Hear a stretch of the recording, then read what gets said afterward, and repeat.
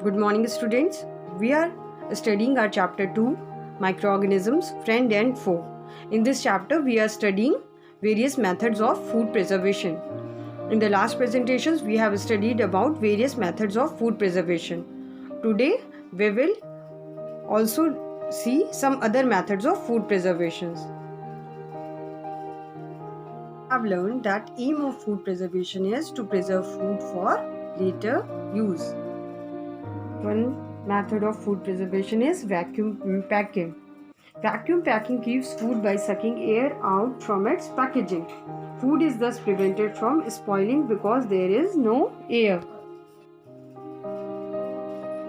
Vacuum packing is commonly used for storing nuts, sliced fish, pickled and dried fruit.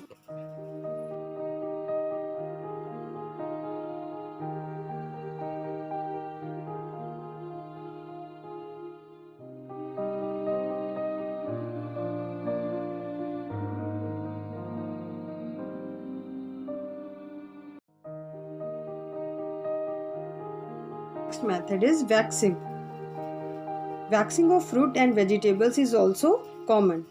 Apples, oranges, eggplants and tomatoes are dipped into liquid wax to prevent growth of fungi and loss of moisture.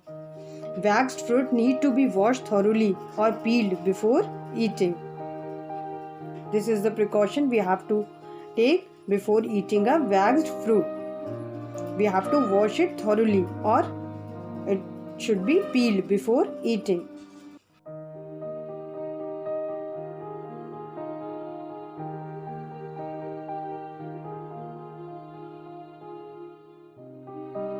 Our next and important method is pasteurization.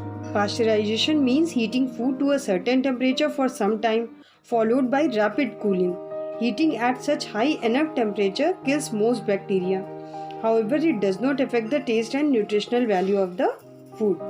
Fresh milk, yogurt, drink and juices are pasteurized to make them last longer.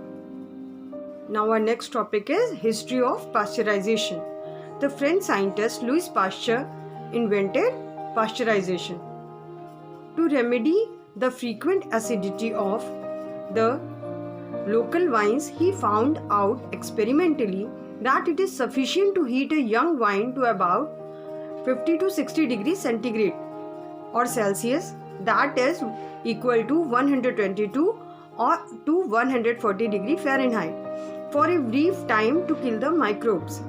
Pasteurization was originally used as a way of preventing wine and beer from souring, and it would be many years before milk was pasteurized.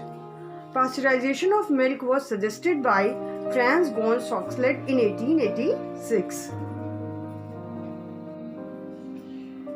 Now we will see when pasteurization is used.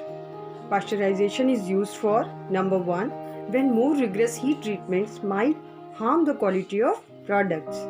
When one aim is to kill pathogens, as with market milk.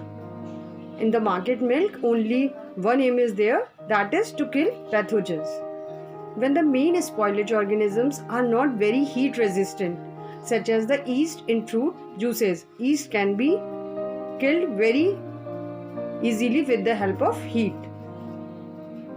When any spoilage organisms will be taken care of by additional preservative methods to be employed.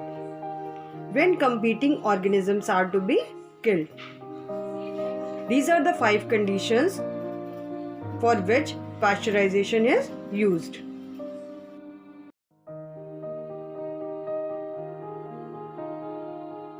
Children, I hope you must have understood the topic.